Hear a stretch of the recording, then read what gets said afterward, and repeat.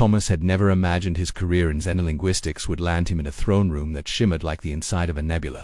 Columns of crystal spiraled up toward a ceiling that rippled with projected star maps, each constellation slowly turning, as if the room itself floated in space. The Illyrians, statuesque beings with graceful elongated ears and eyes that caught every glint of light, stood watching him as though he were a peculiar creature spilled from a cargo crate.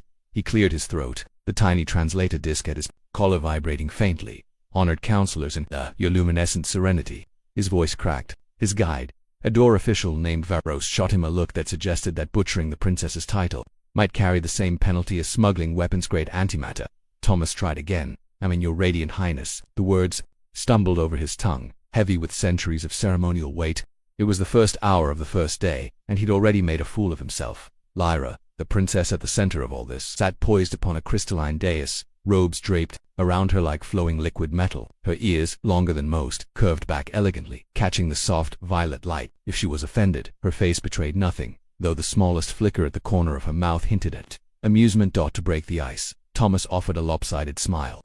"First contact manuals didn't quite prepare me for an audience this sparkly." Silence. Somewhere behind him, a servant inhaled sharply. Thomas winced. Humor, it seemed, did not translate across parsecs as easily as he'd hoped. As the courtiers resumed their measured breathing, Varos's voice cut through the tension, explaining the agenda.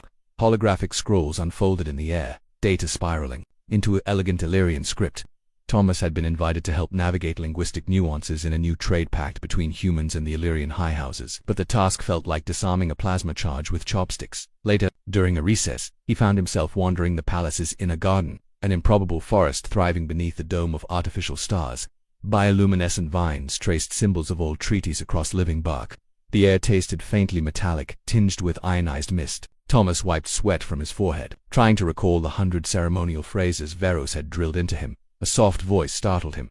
"We do not often see humans here, Thomas of Earth." He turned, nearly tripping over a root that glowed, a soft indigo. Lyra stood a few steps away, hands folded, her gaze curious rather than cold. "I suspect that's because most humans have the good sense to stay home," he quipped, then regretted it instantly. His translator hummed, relaying the words, but instead of offense, Lyra's lips curved into something almost like a smile. "And yet, you did not," she replied. Her accent lent a melodic cadence to the common tongue, each syllable deliberate and clear were our summons so compelling. Thomas shifted, brushing pollen from his sleeve. "I'd say it was the promise of an interstellar buffet, but in truth, I'm here to help your people and mine understand each other." Lyra tilted her head, long ears catching the glow of a nearby vine. "And do you find us so difficult to understand?" "I find everyone difficult to understand," Thomas admitted. "Humans included." He hesitated. "But I'm learning." "And what have you learned of us, Thomas?" "That your etiquette guides could flatten a small moon," he said before he could stop himself. The joke hovered, delicate as a dust mote, and to his relief, Lyra let out a soft, genuine laugh, a brief sound that seemed to echo among the glowing leaves.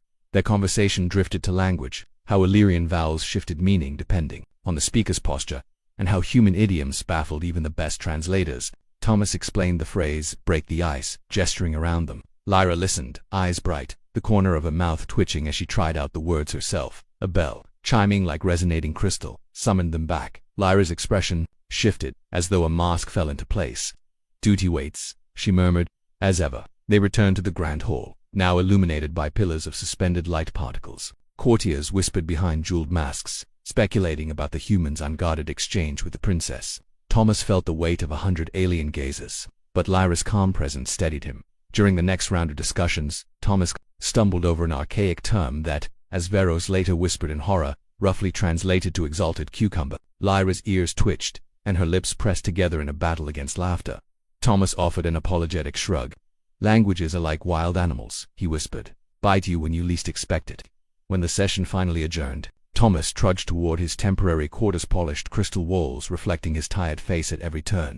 Yet he found himself smiling, recalling Lyra's laughter. For a moment he felt less like an outsider and more like someone who could belong than the quiet of his room. Beneath a ceiling alive with drifting constellations, Thomas reviewed his notes for the next day. Pages of dense diplomatic phrasing, ceremonial forms of address, and ancient proverbs scrolled by on his tablet. His eyelids grew heavy. Outside the palace hummed with hidden energy, currents of power and tradition flowing through every corridor, before sleep claimed him. One thought surfaced through the haze. Whatever the days ahead held, misunderstandings, or worse, there was something undeniably human, and maybe something deeply universal, in trying to make someone laugh.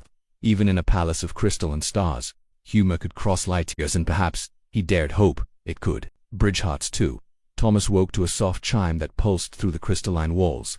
As though the entire palace breathed around him, he sat up, sheets of silken moss fiber tangled at his feet, blinking away a dream of falling through endless nebulae. The tablet beside him flickered to life, lines of Illyrian script dancing across the screen like a challenge he hadn't agreed to face before breakfast. He dressed quickly, struggling again with the high-collared robe Varos insisted he wore, a garment seemingly engineered to strangle humans at the slightest shrug. The mirror projected his reflection in real time, subtly correcting posture and smoothing fabric with holographic overlays. It didn't fix the confusion in his eyes. Stepping into the hall, he found Varos waiting, expression as stony as ever. "You will remember," Varos intoned, "that today's audience requires you to address her radiance not directly, but through the conclave speaker, unless she herself speaks first." "I'll try," Thomas said, tugging at his collar. "But if I faint from lack of oxygen, please catch me." The corridor curved like the spine of some ancient leviathan, its walls alive with streams of pale light mapping energy flows through. The palace, at intervals floating orbs displayed fragments of Illyrian history, past rulers whose long ears and stern gazes watched him in silent judgment. Thomas tried not to look too closely, lest he trip again on a seam in the polished crystal floor. They arrived at the Hall of Mirrors, a chamber lined with panels that shimmered with living reflections, each surface catching not just faces but thoughts, rippling into patterns of color. Lyra stood at its heart, robed in silver threaded with dark strands that pulsed faintly, as if alive.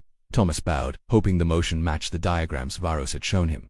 Illyrian courtiers gathered around, masks covering half their faces, expressions hidden but eyes alert. The conclave speaker, an older Illyrian whose ears bore golden bands of office, welcomed Thomas in sonorous tones. Then it began discussions of trade routes, resource quotas, and tariffs that sounded like coded poetry. Thomas tried to follow, his translator whispering meanings that shifted depending on context. Occasionally, the speaker turned, relaying Lyra's words to him, even though she stood within earshot. Protocol, Varos had warned, weighed more than gravity itself here at one point. A noble challenged a phrase Thomas had suggested. "In human speech," the noble declared, "such words seem blunt, almost savage." Thomas raised a hand, smiling. "That's fair. Humans can be blunt, but in fairness, our mouths were designed for chewing tough root vegetables, not for reciting your poetry." A flicker of amusement crossed Lyra's eyes, quickly hidden. The noble, momentarily disarmed, offered a curt nod. Even Varos seemed to exhale. Hours crawled by, the conversation looping back on itself like a spiral galaxy. Thomas caught himself doodling on his notes, stick figures with long ears negotiating peace treaties. When a question finally came directly from Lyra, bypassing the speaker, it startled him. "Thomas," she asked, voice echoing faintly against the mirrored walls, "do your people truly value honesty above form?" "Sometimes," he admitted. "Other times we value winning arguments over being honest. But the good ones try." The speaker cleared his throat, but Lyra's gaze stayed on Thomas, as if weighing the answer. The silence stretched until another noble interjected, and protocol resumed its iron grip. A break came at last. Thomas retreated to a side alcove, shoulders aching. He found a flask of spiced water waiting a thoughtful gesture, though the flavor burned like cinnamon on steroids. He coughed, eyes watering. Lyra appeared, as silently as a shifting shadow. "Are you harmed?" "Only my pride," he wheezed. "I didn't expect alien tea to have the kick of a plasma burst." She laughed. "Quietly, it is brewed to awaken the mind before debate." "Next time," Thomas said, "I'll remember to brace for impact." They spoke softly, the tension of ceremony draining away. Lyra confessed her frustration, the way her words were filtered, how the speaker's voice dulled what she meant. Thomas listened, nodding, careful not to interrupt. "You see us through unclouded eyes," she said. "Perhaps that is why they fear you." "I'm just a translator with a bad sense of balance," he replied, "though I suppose that's threatening in its own way." Her ears twitched a silent laugh she didn't voice aloud. Beyond them, courtiers glanced over, whispers trailing like spectral threads. Lyra's posture straightened, mask of royalty returning. "Duty calls," she murmured, stepping away. When the session resumed, the room felt subtly colder. A noble pressed Thomas, questioning his role. Was he merely a tool of human interest? Thomas met the accusation with a lopsided grin. "My people barely agree on lunch plans, conspiring against an empire." We'd argue for weeks about the font on the secret memo. A ripple of reluctant laughter eased the moment. Yet the noble's gaze lingered, sharp as a blade. Thomas sensed undercurrents. He couldn't fully translate: resentment, fear of change, something deeper. By day's end, the trade pact's language had shifted. Phrases softened, meanings rebalanced. Thomas felt the strain in every word, but also a small spark of pride. The sun beyond the dome set into crimson haze, the palace lighting itself from within. In the fading glow, Lyra's gaze met his once more. No words passed, but something unspoken settled between them. Fragile, real, and dangerously outside protocol's reach. Returning to his quarters, Thomas collapsed onto the bed, robe tangled. Mind buzzing with ancient language and modern fear, he replayed every stumble, every laugh, every glance. Outside, the palace lights dimmed, shifting to patterns that mimicked a living galaxy. Sleep tugged at him, but so did something else, a realization that humor, honesty, and mistakes had cracked, opened doors that eloquence alone could never touch. And behind one of those doors stood loyalty in a cage of custom, who'd chosen, for a moment, to speak directly, unfiltered. For the first time, Thomas wondered if that moment would cost them both more than either could guess. The garden, at night, felt like drifting inside the skeleton of a sleeping starship. Bioluminescent vines coiled around crystal arches, and soft threads of nanite mist shimmered across the pathways, singing faint harmonics only half caught by human ears. Thomas paused under a towering bloom shaped like a spinning galaxy, its petals unfurling with slow precision. He'd been summoned not by Varos or the conclave speaker, but by Lyra herself. The message, etched in delicate Illyrian script on a wafer-thin hololeaf, had simply read, "Meet me where the vines, remember." Poetic, also uncomfortably cryptic. Thomas worried he'd misinterpret it and end up chatting with a shrub, but she was there, waiting near a pool of liquid light, her reflection rippling beside her own image in the water. Her robes tonight were woven with dark filaments that caught stray photons, making her seem half absorbed into the night around them. "You came," Lyra said, as if mildly surprised by his ability to follow directions. "I had to," Thomas replied. "Your garden threatened to file a missing persons report if I didn't." A smile tugged at her lips, quickly hidden. "Do your people always answer solemn invitations with jokes?" "Only when we're nervous," Thomas said. "And sometimes when we're not. It's a flaw in the system." Her gaze softened, and for a moment the rigid distance imposed by protocol seemed to melt away, like frost meeting sunrise.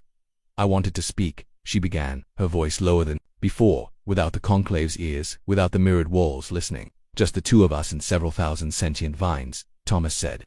"Perfectly private." Lyra's laugh, brief and genuine, seemed to make the bioluminescence brighten a shade. They walked slowly along the path, shoes sinking slightly into moss that glowed with each step. Lyra spoke of her childhood learning diplomatic forms before she could even read. Her first ceremonial oath recited in a hall so vast it distorted sound. Thomas listened, trying to imagine a life so scripted that even the pauses between words were measured. "You see me differently," Lyra said. "Unhidden it is, disconcerting." "I suspect that's because I don't know enough to be properly terrified," Thomas admitted. "Though Varos is trying his best to fix that." At this, Lyra's ears twitched, the Illyrian equivalent of a smothered laugh. "You challenge the order of things merely by speaking freely." "I'm sorry," Thomas said. "It's a human defect. Like our knees, they bend the wrong way sometimes." She turned to look at him, and in that moment the formal mask slipped. "Do you truly not fear me?" "I'd be an idiot not to," Thomas answered. "You could end my career with half a sentence. But fear doesn't mean I stop seeing you as a person." The words hung between them, heavier than they should have been. Beyond them, the garden's song shifted, the nanite mist harmonizing with a pulse of hidden energy conduits, a living symphony that hinted at ancient engineering still beyond human understanding. Thomas wondered if Lyra heard it too, or if it had always been part of her world, like the air. Unnoticed, until pointed out. "I have spent my life being watched," Lyra whispered. Every word weighed, every gesture catalogued. "And yet," Thomas said, "you still invited the clumsiest human in the galaxy to walk beside you. That's either bravery or extremely poor judgment." She laughed again, longer this time, and the vines above them unfurled new petals, spilling faint golden light across the path. Silence settled, but it felt companionable rather than forced. Thomas risked a question. "Why me?" Lyra hesitated. "Because you are not bound by our history. You do not carry the fear they do." "The fear of what?" "Of change," she said softly. "Of someone seeing behind the title and refusing to look away." Thomas exhaled, realizing his palms had curled into fists.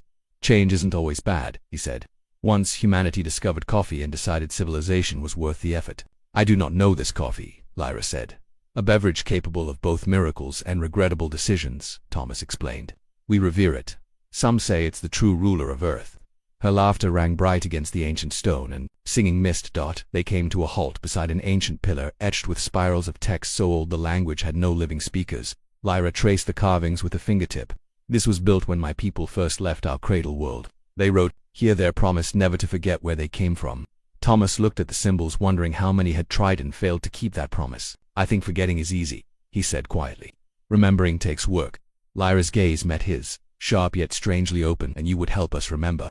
"I'd settle for helping you laugh again," Thomas replied. "But yes, if you let me." Her answer came not in words but in the way her shoulders loosened.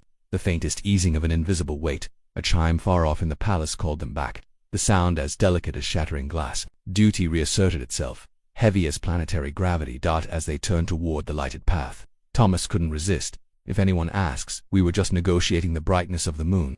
An important matter, Lyra agreed, ears twitching, and one likely to be misunderstood.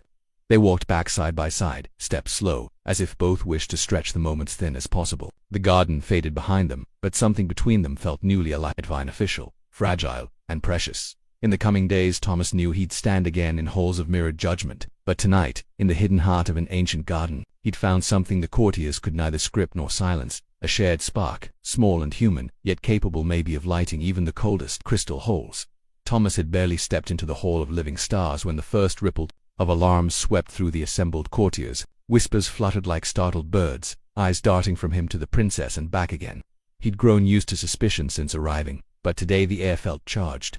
Like static before a lightning strike, Varos appeared at his side, voice low. Walk carefully, Thomas. Rumors have teeth. Rumors usually prefer ankles, Thomas muttered, forcing a crooked grin. Mine must look especially tasty. At the center of the hall, Lyra stood beneath an arc of hovering glyphs. The light of those ancient symbols shimmered across her features, but her gaze flickered toward Thomas just once, brief, soft, and gone in the space of a breath. The speaker's voice boomed, layered through harmonic filters that lent it an almost mechanical grandeur. We gather to review the human delegates' contributions. Let all words be weighed. Thomas straightened his robe, which immediately tried to strangle him again, and stepped forward. A series of holographic panels spun around him, displaying the revised treaty language he'd helped shape: trade concessions, resource sharing, cultural exchange terms that had seemed dry on paper but now glowed like living code in the air. A noble in robes so stiff they could have deflected meteorites stepped into the circle. We questioned. The noble intoned, whether these words truly honor our traditions or merely flatter the invader's tongue. Thomas blinked. Invader's a bit strong, he said. I only invaded the dessert table at lunch. A collective intake of breath. Lyra's eyes widened for a moment before her expression smoothed back into the practiced serenity of royalty. The noble didn't flinch. Your levity insults these sacred halls. Possibly, Thomas admitted. But nervous talking is sort of my specialty. Without it, I'd just stand here sweating.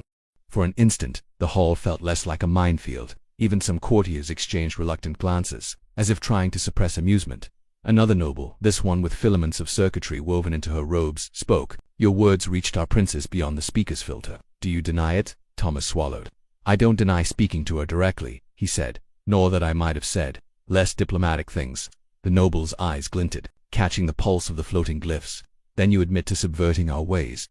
Thomas shifted. Maybe I was just trying to understand her without footnotes. Whispers swelled, data scrolls flickering as courtiers updated their private records. The speaker raised a hand, steadying the room. And what was said? Thomas hesitated. I said she was beautiful. Gasps swept the hall. Energy staff tips brightened, ready to snap into defense mode. Thomas felt the hair on his arms rise as the hall's hidden defense grid hummed to readiness. Why speak such words? The noble demanded. Thomas tried to steady his voice because it was true, and because sometimes the truth matters more than protocol.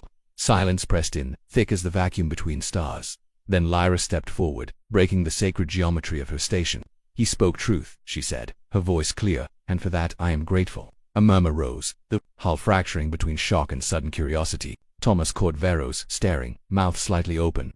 Before the older man remembered to school his face, a tremor shook the floor circle, but enough that Thomas had to brace himself. Floating glyphs flickered, and somewhere in the distance an alarm pulsed once, sharp and short. Lyra's eyes sharpened. Explain, she commanded, voice edged with steel. A guard sprinted in, breath ragged. Sabotage, he gasped. A power conduit was breached near the archive vaults. Fire suppression engaged, but damage is spreading.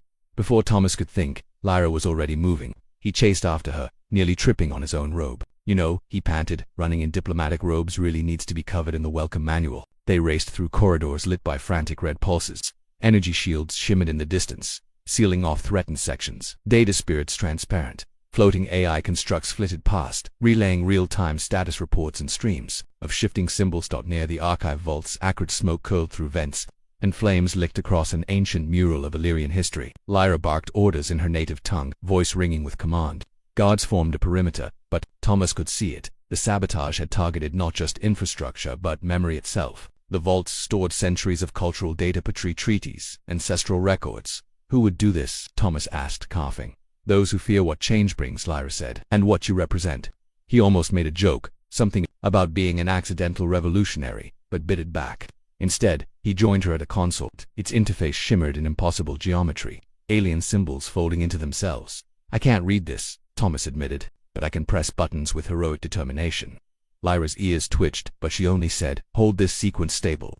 Together, they stabilized the failing power grid, fingers moving across haptic fields that responded with warmth and soft pulses of light. Alarms eased, flames receded behind shimmered shields. Data spirits flickered in relief. When it was over, they stood in the haze, shoulders brushing. Thomas let out a shaky laugh. "Well, that's one way to spend an afternoon." Lyra turned, eyes catching the last pulse of red light. "You risked much." "I'm already in trouble for talking," Thomas said. "Might as well add saving priceless cultural artifacts to the list." Her smile, small and weary, was answer enough, but in that half-ruined hall, Thomas understood. Humor had kept him standing, but it had also opened a door Lyra had stepped through, and somewhere, unseen, someone had just decided that door was dangerous enough to burn.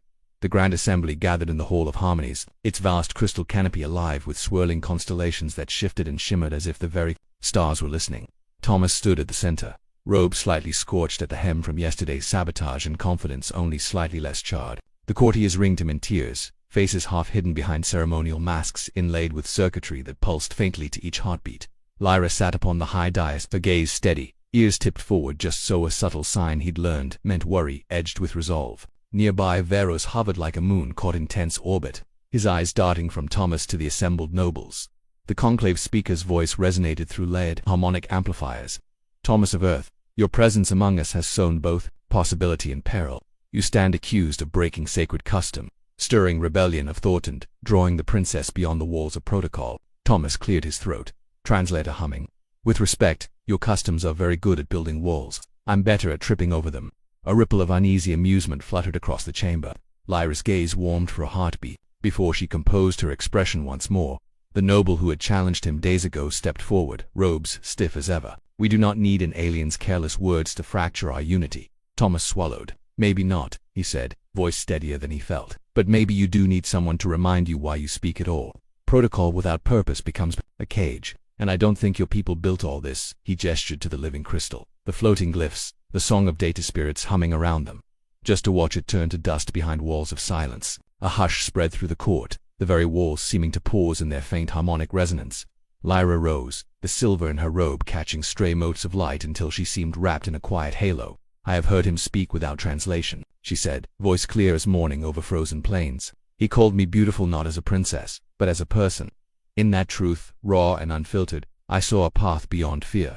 The speaker's harmonic voice dropped into lower, somber chords. "And do you, princess, stand by these words despite the threat to order?"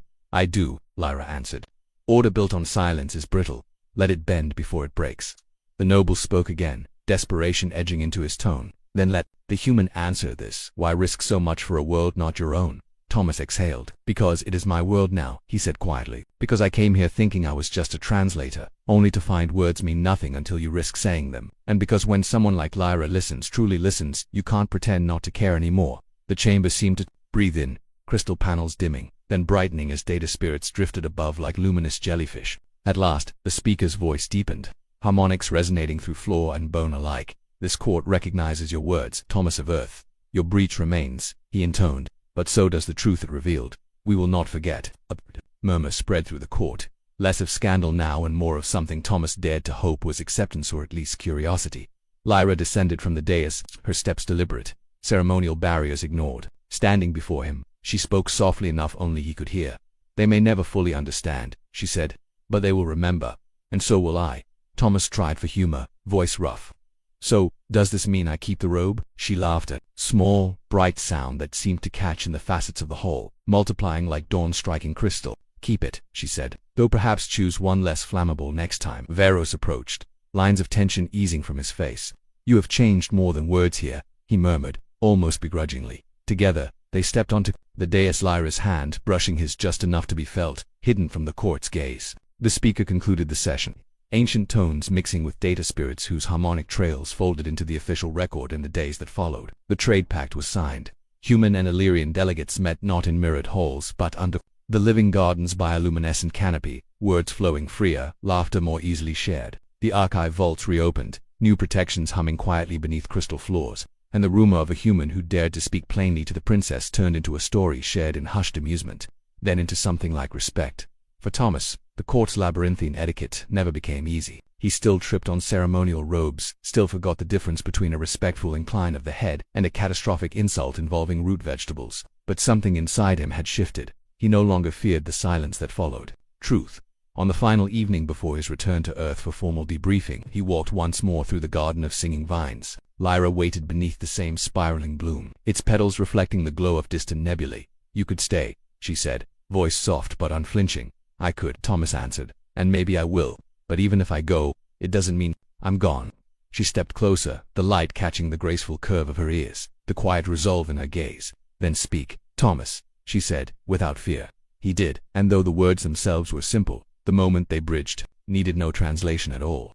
When he finally departed, the mirrored halls no longer felt like walls but windows open to possibility, to change, to a truth spoken once without intent, yet powerful enough to bend centuries of silence. And somewhere deep in the living crystal of the palace, the record kept a single, unadorned entry among the oaths and formal pronouncements. He said she was beautiful, and she listened. The hangar reeked of coolant, vapor, and bureaucratic exhaustion. Somewhere in the distance an Arquelda sang its electric hymn. Darius Flint crouched under the hull of a groaning LERE dropship, wrenching at a corroded torque stabilizer with more desperation than technique. He was pretty sure this wasn't even the right part of the ship, but no one had the heart or clearance to stop him. "Okay, let's just tighten you right here, damn it." The wrench slipped and clanged off the deck with an echoing clang that earned a few head turns from the LERE honor guard stationed nearby, or at least he thought they turned. It was hard to tell with the helmets. The LERE armor was obsidian black and smooth as obsidian, their towering forms like sleek shadows painted into reality. No faces, no names, just a dozen armored enigmas standing motionless around him like he was some twitchy earth raccoon let loose in a sacred cathedral. Darius tried a smile. "You guys ever strip a thread in front of a girl you liked?" "Nope." Cool silence. He wiped his greasy hands on his coveralls and stood. His back cracked like microwave popcorn. "Right, I'm just gonna recalibrate the coil driver flanger. Very important." One of the LERE shifted slightly, just slightly, enough for his eyes to twitch toward her. She was shorter than the others, relatively speaking, maybe a head taller than him. Her armor bore a few faint sigils etched in violet light near the collar. The others had red. Violet meant ... He had no idea what it meant. She hadn't moved since she arrived. Not a single word. Not even when he accidentally dropped a container of thruster gel that hissed like a dying cat. Something about her stillness was weirdly magnetic. Maybe it was the mystery. Maybe it was the jet lag and stale protein rations playing tricks on him, or maybe it was just loneliness dressed in a neat little panic suit. He glanced around, no one watching too closely. Then, stupidly, with a chuckle aimed only at himself, he said, "You're so cute." He mumbled to her helmet. "Bet. You've got the kind of face that'd make a man renounce meat space." It was a joke. A harmless interstellar-class flirt tossed into the void for amusement. Earth sarcasm trademark pending. A soft hiss. He froze. The sound came from her helmet, a barely audible release of pressure like a soda can confessing its secrets. Then, slowly, deliberately, the helmet began to lift. "Whoa, hey whoa, what are you?" The clasps disengaged with the solemnity of a religious rite. Thin tendrils of vapor curled from the seams. The helmet rose in her hands like a sacred offering. She had a face, a real, impossibly elegant face, symmetrical and human-like. But ... not. Her eyes were a saturated steel blue, her skin the shade of starlight on snow, and her hair shimmered with a color that refused to settle. And her ears long sinuous arcs, rising from the sides of her head like crescent moons, twitching subtly as if translating the room's collective gasp. Darius didn't gasp. He choked. "Oh no," he whispered, more to the universe than anyone in particular. No, I was joking. I didn't mean." She tilted her head, unreadable. Her lips curved in the faintest hint of amusement. "You speak with honesty swaddled in jest. This is ... brave. Oh God." The rest of the honor guard straightened, their helmets dipping slightly toward her, a synchronized bow. The air shifted. Something ceremonial. "Protocol 77C initiated," barked a mechanical voice over the station intercom. "LERE cultural pathway engaged. Human participant registered. Flint, Darius T. Nope. What just happened?" The woman approached. Darius took a step back. She extended a hand, not in aggression, in offering. "You have honored me with your truth. I accept your bond." "Bond?" Darius squeaked. No. There's been a software bug. I'm just the wrench guy. I eat glue on tacos and talk to vending machines when I'm lonely." Behind her, one of the guards tapped something on a glowing wrist console. A hologram appeared to figures, one Eliari, one human, standing under a crescent arch. It slowly rotated and zoomed in on a binding glyph forming between their hands, a heart or maybe a lopsided pretzel. By Eliari law, she continued, you have initiated a joining ritual with my house. Your voice was the key. Your words. The seal. I didn't say any words. You did. You were so cute. It was sarcasm. Another Eliari approached this one carrying a scroll. A literal scroll. On a spaceship. It was glowing. Please sign to acknowledge the unintentional intention clause. I'm going to vomit. Let it be so, said the scroll-bearer. Your bodily fluids are sacred to the ritual of acknowledgement.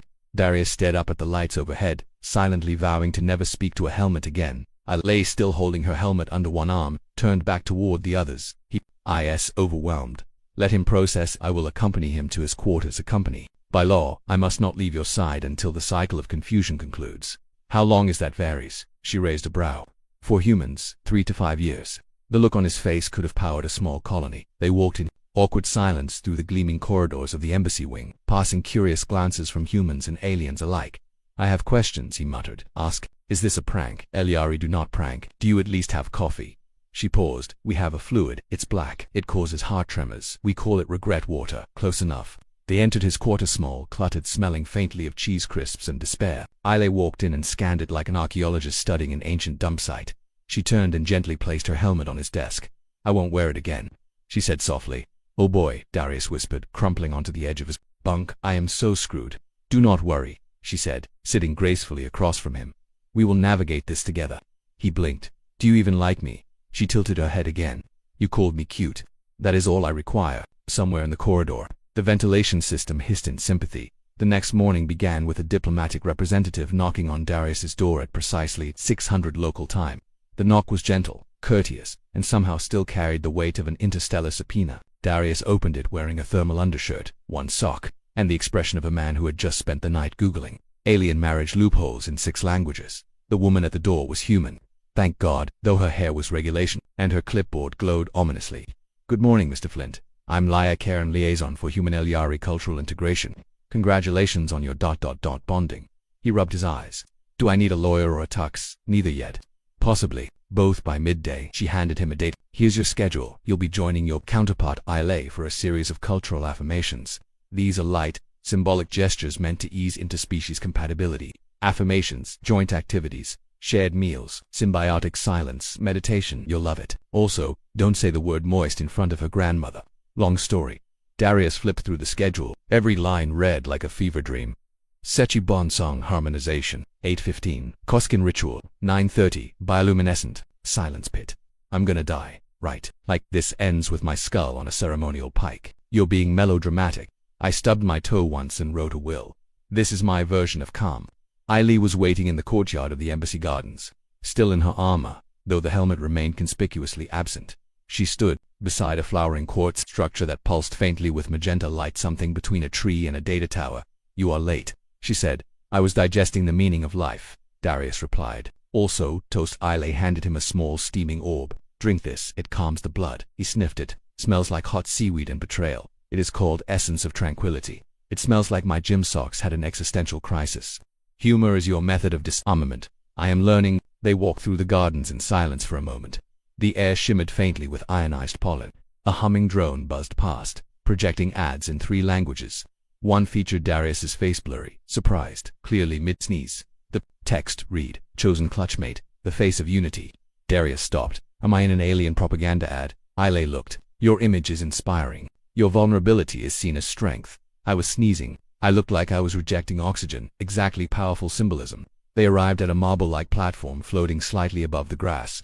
Two mats lay side by side, and beside them a short, elderly Eliari with a beard shaped like a Fibonacci spiral nodded solemnly. This is Bonsong harmonization, Ile explained. We must vocalize the rhythm of our shared resonance. Is that ... is that just karaoke? She nodded gravely. With consequence. The elder handed Darius a small, glowing bowl. Sip and sing, he intoned. The liquid inside tasted like carbonated root beer in despair. Darius took a breath, and then, having completely run out of options, started humming a slow version of an old Earth tune, something vaguely bluesy, maybe Sinatra, maybe elevator jazz. Halfway through, Ile joined in. Her voice was low, resonant, and weirdly harmonic. By the end, the elder was openly weeping. You have moved the core within me, he whispered. Never before have I heard Fly Me to the Moon rendered in such sacred vibrato. Darius blinked. Wait, that's actually the title. It is a powerful hymn, said the elder. I sang that at my cousin's wedding, Darius muttered. You sang it to me, Ile replied. Oh God. Next came the Koskin ritual. Darius found himself wearing a translucent membrane suit that pulsed faintly with bioluminescence. It itched. Ile wore something similar, though she moved in it like a dancer. The idea, apparently, was to reflect emotional synchronicity through color pulses in the suits. I feel like a disco condom, he whispered. You radiate green. That is hope, Ile said. I think that's nausea still. She smiled. Not a big smile, just the subtle lift of one side of her mouth. Her ears twitched lightly, catching the ambient frequencies like emotional antennae. In the silence pit. They sat cross-legged in a room made entirely of soft, glowing moss. It absorbed sound, thought, and probably self-respect. Darius tried not to breathe too loudly. Ile sat perfectly still. Her presence wasn't overwhelming, it was gravitational. He stared at her long ears, her fluid posture, the way she somehow made stillness look like a language. You're staring, she said softly. Yeah, sorry. I was just trying to figure out how I ended up here. One minute I'm joking about helmets, the next I'm emotionally sinking in a glowing meat suit. You misunderstand. You always were here. That's disturbingly poetic. I meant the room. The moss releases mild hallucination. You've been here for 47 seconds. His pupils dilated. Oh well, that explains why you just turned into my ex-girlfriend. Do not fear. The moss accepts all regrets. Back in his quarters, hours later, Darius collapsed onto the couch with the dramatic flair of a man who had barely survived spa day in a radioactive monastery. Glitched the translation. Drone hovered overhead, blinking furiously, analyzing compatibility metrics. Neural sync. Erratic sarcasm overlap. Statistically dangerous. Probability of unintended procreation ritual. 37%. I just wanted to fix a ship, Darius mumbled. Ile entered without knocking. She placed 2 cups of regret water on the table. I have obtained human snacks, she announced. He looked in the bag. It was a single cucumber. This isn't a snack. It was labeled emotional support vegetable. He laughed hard for the first time all day. She looked satisfied. Progress, she said. The lights dimmed around them. The station hummed gently in the distance. Outside, the stars didn't care.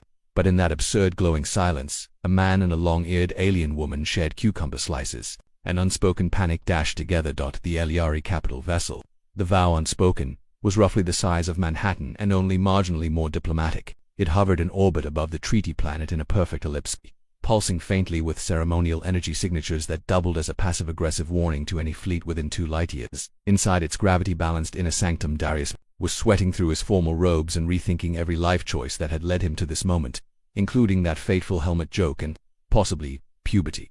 This is a misunderstanding, he hissed to Sklitch, who had been magnetically clamped to his shoulder for emotional support. Correction, Sklitch replied in a cheery glitching voice. This is a historical event. Misunderstanding rates have dropped to only 12%. That's not comforting. Recalculating comfort.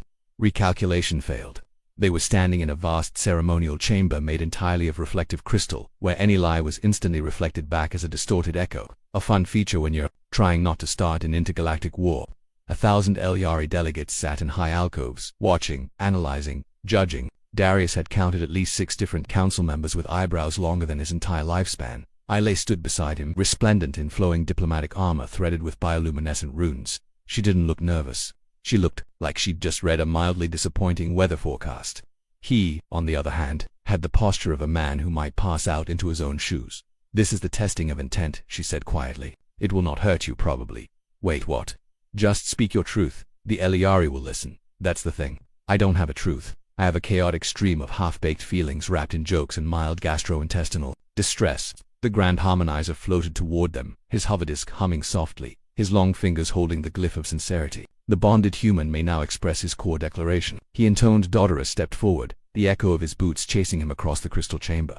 He cleared his throat, realized it echoed like a guilty duck, and cleared it again in a lower pitch, or greetings, honorable ... everyone. He tried to smile. It felt like his face had been hijacked by a wet sock. I know this looks ... official, like a grand gesture of unity and all that. And look, I admire Ile a lot. She's smart, terrifying in the most elegant way, and she makes cucumber feel like emotional therapy. Murmurs rippled through the crystal. But I didn't mean to. How do I put this? I didn't mean to propose. I was joking. I have this earth thing's sarcasm. It's like honesty but dipped in irony and set on fire.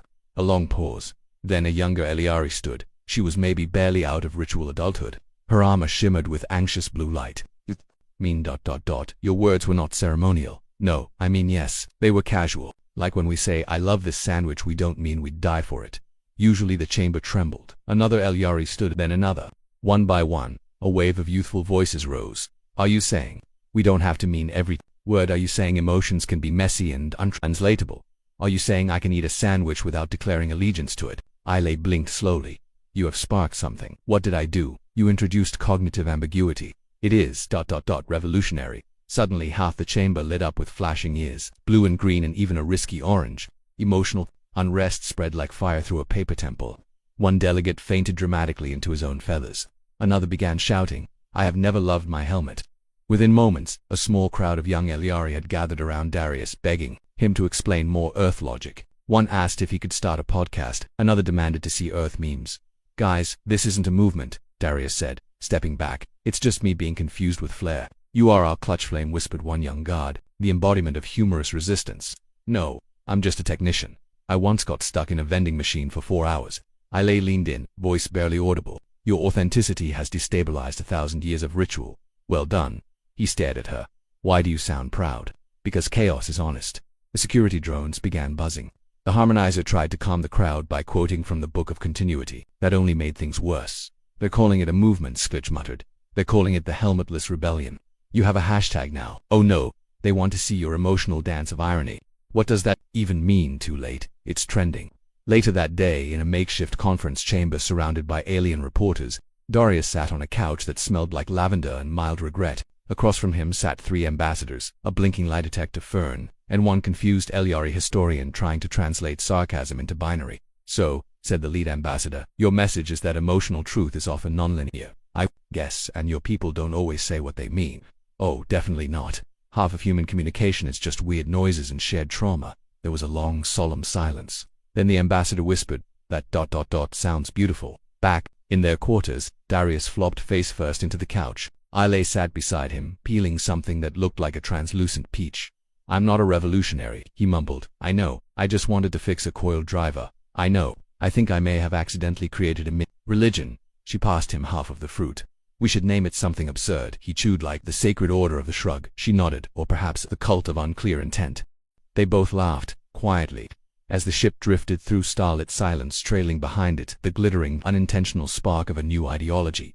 The ceremonial robe itched in places Darius was reasonably sure weren't supposed to exist. He had asked, pleaded, and tried to bribe 3 different attendants to let him wear pants. But apparently, pants didn't convey sacred vulnerability and would taint the resonance. He wasn't even sure what that meant, but it had been delivered with such solemnity he didn't dare push back.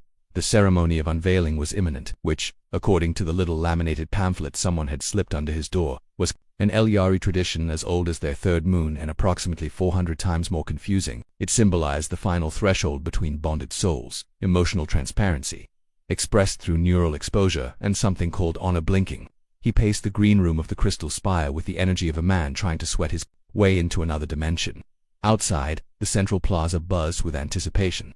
Holographic doves circled overhead, forming vaguely romantic shapes. An enormous crowd had gathered, including Earth delegates, Elyari dignitaries, and at least one floating cube labeled sentience pending. Aile stood near the archway, serene in a way that made Darius want to scream into a bag of marshmallows. Her armor was gone, replaced by flowing ceremonial threads that glowed gently when she exhaled. Her ears flicked one subtle, precise. She was nervous. That was kind of comforting. I'm not ready, he whispered. You will never be. That is the point. This whole thing started with a helmet joke. Why are we holding a wedding in a biocrystal cathedral? Because Elyari culture values symbols. And irony is a powerful one. Irony shouldn't be ceremonial. Neither should cucumbers. Yet you offered me one during the ritual of bonded snacks. That was a panicked cucumber. Aile gave the faintest smile, then gestured toward the walkway. Come, the ceremony awaits. He stepped onto the path, with the enthusiasm of a man being marched into a very polite volcano.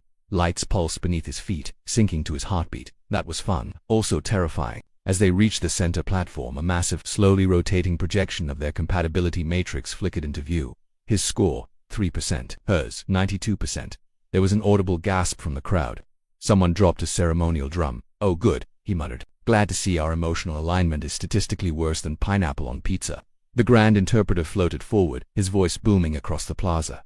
The numbers reveal imbalance, a dissonance in the weave. Darius cleared his throat and tried to salvage the moment. Look, I know the numbers look bad, but maybe that's the point. Maybe the real resonance is in the ... contrast. Whispers, gasps. One Elyari fainted in slow motion. The human speaks paradox, said the interpreter. This is ... unorthodox. Ile stepped forward. Paradox is his native language. There was a long silence. Then, as if summoned by divine absurdity, Sklitch soared into view from behind a column, spinning erratically and blinking red. Emergency override initiated, it beeped. Translation anomaly detected. Interpreting human courtship protocol, DTR moment imminent. Darius stared. Sklitch, no, not now. Calculating emotional declaration. Compiling ... compiling ... error. Sincerity, buffer, overflow. Ile raised her hand, let him speak. Darius took a breath. The platform seemed to shrink beneath him. I don't have a poetic speech. I'm not a philosopher or a warrior or a person who normally wears this much silk, but I know what it feels like to accidentally matter to someone. I didn't plan this, but I keep showing up. Not because I understand your rituals, but because I want to. A long pause.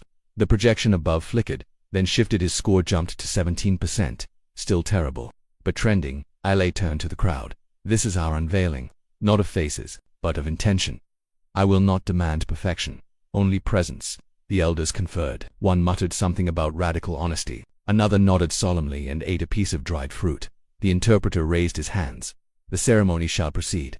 The holographic veil above them shimmered, revealing a constellation map made of both Elyari and Terran symbols. The stars, rearranged into a new pattern, chaotic, asymmetrical, weirdly shaped like a confused raccoon. The union has been acknowledged, intoned the interpreter, and ...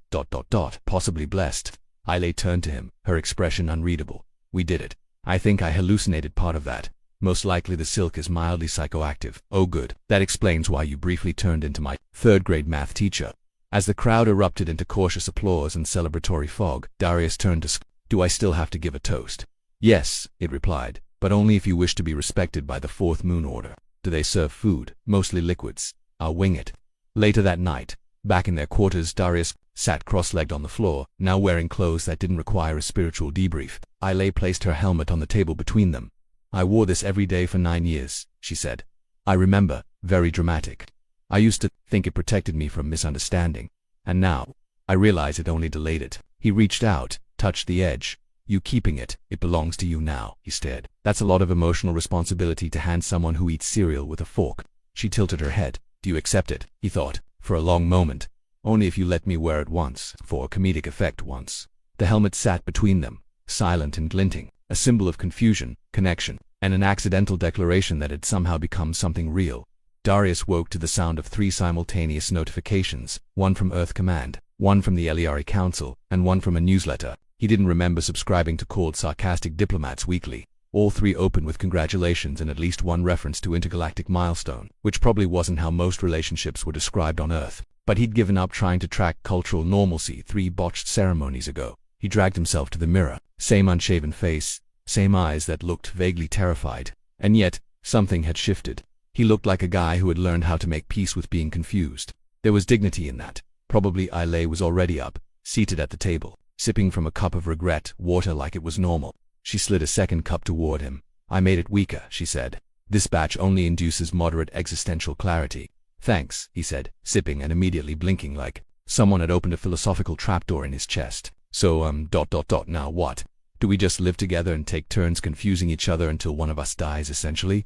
He nodded. Okay, that's actually kind of romantic. A message pinged on her wrist console. She read it, ears twitching once.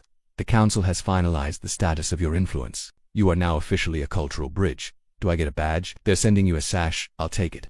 The floating drone, Sklitch, entered, playing celebratory music at a volume usually reserved for fire drills. It projected a hologram of Darius's face onto the wall, superimposed with the words Ambassador of Emotional Chaos. Below it, a quote was attributed to him. I don't know what I'm doing, but I'm trying. I never said that, he muttered. You definitely did, Sklitch chirped. It was during your emotional breakdown next to the ceremonial cucumber.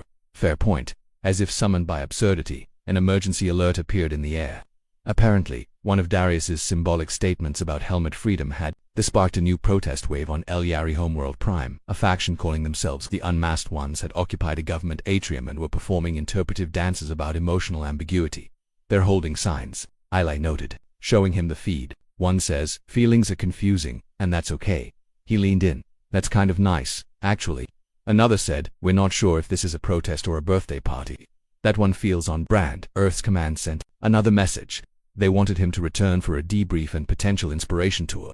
Apparently he was now a symbol of soft power and unintentional diplomacy. They promised coffee, noise-canceling quarters, and fewer formal robes. He stared at the offer for a long time.